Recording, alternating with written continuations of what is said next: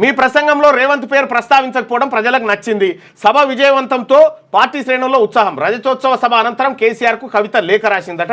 బరాసా రజతోత్సవ సభలో భాజపా గురించి కేసీఆర్ తక్కువగా మాట్లాడడంతో భవిష్యత్తులో ఆ పార్టీలో బరాసా పొత్తు పెట్టుకుంటుందనే ఊహాగానాలు కొందరు మొదలుపెట్టారని ఎమ్మెల్సీ కల్వకుంట్ల కవిత పేర్కొన్నారు. హనుమకొండ జిల్లా ఎలకతుర్తి సభ అనంతరం పార్టీ అధినేత కేసీఆర్కు కవిత రాసినట్టుగా ఒక లేఖ గురువారం బయటకు వచ్చింది. అయితే దీనిపై బరాసా వర్గాలు కానీ కవిత కార్యాలయ వర్గాలు కానీ స్పందించలేదు. ప్రస్తుతం అమెరికా పర్యటనలో ఉన్న కవిత శుక్రవారం హైదరాబాద్ చేరుకోనున్న నేపథ్యంలో ఈ లేఖ సామాజిక మాధ్యమాల్లో చక్కర్లు కొట్టడం చర్చనీయాంశమైంది.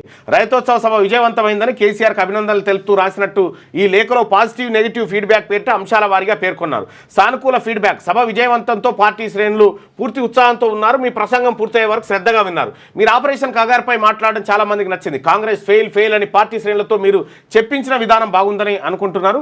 పాల్గాం అవర్లకు నివాళి మౌనం పాటించడం బాగుంది.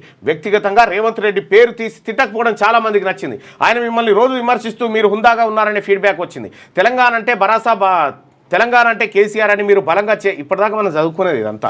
సో ఇదే అంశం పైన ఈ లేఖ లీక్ ఎలా అయింది, లేఖ లీకేజీ కారణం ఏంది అనేది మనం పరిశీలిస్తే వీళ్ళే 100% లీక్ చేసిరు. వాళ్ళే లీక్ చేసి వాళ్ళే వార్తగా మలిసి వాళ్ళే సానుభూతి పొందాలని చూస్తున్నారు. లేటెస్ట్ న్యూస్ తెలుగు మరియు ఇంగ్లీష్ అప్డేట్స్ కోసం ఇప్పుడే క్యూన్యూస్ అఫీషియల్ యాప్ ని ప్లే స్టోర్ నుండి డౌన్లోడ్ చేసుకోండి. సరికొత్త సమాచారాల కోసం క్యూన్యూస్ వెబ్సైట్ ని ఫాలో అవ్వండి. ఛానల్లో ప్రాంతీయ, జాతీయ, అంతర్జాతీయ వార్తలు వీక్షించండి. లైక్ చేయండి.